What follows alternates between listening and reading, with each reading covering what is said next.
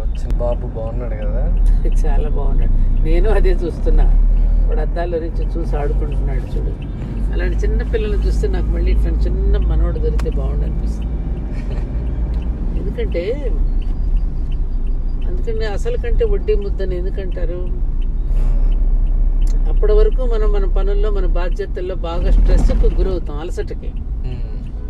ఎప్పుడైతే మన పిల్లలు కానీ బిడ్డలు మన చేతుల్లో పెడతారో అమ్మమ్మలు నాయనమ్మల దగ్గర, అప్పటి వరకు పడినటువంటి అలసట స్ట్రెస్ అంతా రిలీజ్ అయిపోతుంది. ఇక ఈ కన్న వాళ్ళకి మళ్ళీ స్ట్రెస్ ప్రారంభమవుతుంది.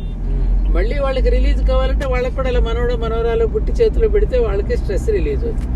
కానీ వాళ్ళ జరుగుతుందా? లేదు. ఆఖరి హాస్పిటల్లో నర్సు కూడా తీసుకుని వచ్చి తల్లి పొట్ట మీద పడుకోబెట్టేవారు. మా అప్పుడు బిడ్డ ప్రసవం కానీ పొట్ట మీద వేసేసేవారు. ఆ బేబీకి మదర్ టచ్ అనేది ఉండాలి. ఇప్పుడు అసలు ఎక్కడ నాన్న, అసలు పాలు ఇక్కడ తీసుకురావటమే నర్సులు తీసుకెళ్ళి ఆ హాస్పిటల్లో ఉయ్యాల్లో పడుకోబెట్టేస్తారు. తల్లులు కూడా పాలు ఇవ్వటం లేదు. బిడ్డల్ని ఎత్తుకునే అవకాశం కూడా సమయం కూడా ఉండట్లే పాపం. వాళ్ళ ఉద్యోగాలు, స్ట్రెస్, ఈ స్ట్రెస్తో జీవించడం దేనికి? హ్యాపీగా పిల్లలతో ఎంజాయ్ చేద్దాం అనేది పోయింది. ఏదో ఇద్దరం సంపాదించాలి కదండి.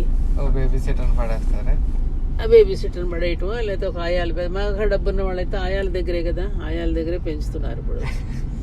ఆ అటాచ్మెంట్స్ పోతున్నాయి పేరెంట్స్కి, బిట్వీన్ చిల్డ్రన్కి కూడా. అప్పుడు మాకున్నటువంటి